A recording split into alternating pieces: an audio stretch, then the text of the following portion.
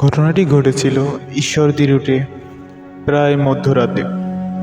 সেই রুটের দূরপাল্লার একটি বাস রাত আনুমানিক 12 থেকে 12:30 দিকে শহর ছেড়ে বেরিয়ে যায়।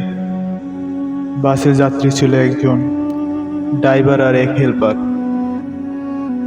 পথে বেশ কয়েকটা জায়গায় থেকে যাত্রী ওঠানামা করার কথা, কিন্তু কেন জানি সেদিন কোনো জায়গা থেকেই কোনো যাত্রী ওঠেনি।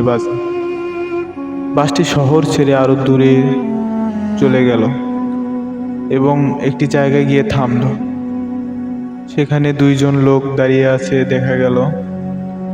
তারা বেশ লম্বা চওড়া এবং সাদা আলখেল্লা পরা, মুখ অন্ধকারে ভালো করে বোঝা যাচ্ছে না। তাদের মধ্যে একজনের হাতে ছোট বাচ্চার কাফনে মোড়ানো একটি লাশ। তারা ড্রাইভারকে বলল, আমাদের সামনের কবরস্থানে নামিয়ে দিবেন। ড্রাইভার এবং হেল্পার একটু ভয় পেলেও তা কিছু বলল না। তারা বাসে উঠে এলো।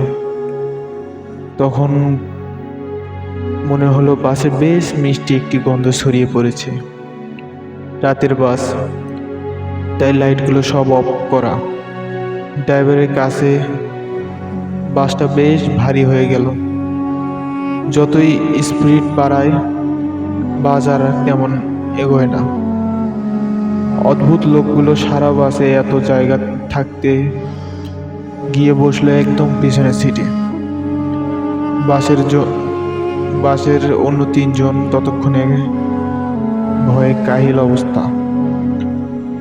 ভয়ে যেন সিটের সাথে আটকে গিয়েছে, নাড়াচাড়া করতে পারছে না। হঠাৎ মনে হলো পিছনের সিট থেকে কর্মর করে হাড় চাবানোর শব্দ আসছে। তিনজনের বুঝতে আর বাকি থাকে না যে এরা সাধারণ কোনো মানুষ না, অন্য কিছু। তারা বাচ্চাটাকে শান্তিতে খাওয়ার জন্য এই নির্জন বাসে উঠে এসেছে। অনেকক্ষণ পরে বাসটা অবশ্যই কবরস্থানে এসে পৌঁছলো। তখন ড্রাইভার তাদের নেমে যেতে বলল। সেই একমাত্র যাত্রী এর মধ্যে নিজের সিট ছেড়ে ড্রাইভারের পাশে দরজার কাছে সিটে এসে বসেছে। তার এবং ড্রাইভারের মধ্যে কোনো কথা হলেও হতে পারে, ঠিক জানি না।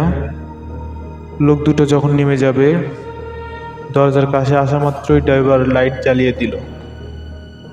তখন দেখা গেল তারা মানুষের মতোই দেখতে, কিন্তু চোখের জায়গায় বিশাল বড় গর্ত। সেটা তাদের অশরীরী ভাবটা ফুটিয়ে তুলেছে।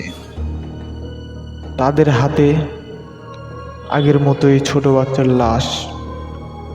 তারা সেই যাত্রীর দিকে তাকিয়ে বলল, তোর মায়ের বুকের দুধের অনেক তেজ, তাই আজকের মতো বেঁচে গেলি।